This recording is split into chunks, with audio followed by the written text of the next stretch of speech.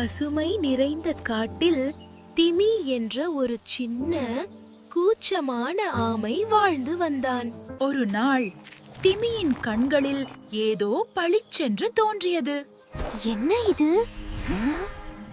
அது ஒரு பழமையான பொக்கிஷ வரைபடம். நான் முயற்சி பண்ணலாமா?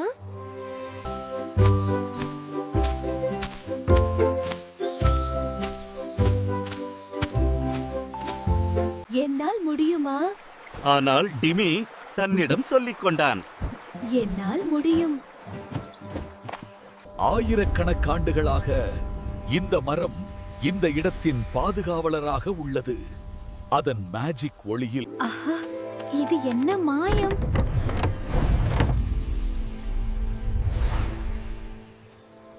அதற்குள்ளார் தைரியத்தின் செய்தி.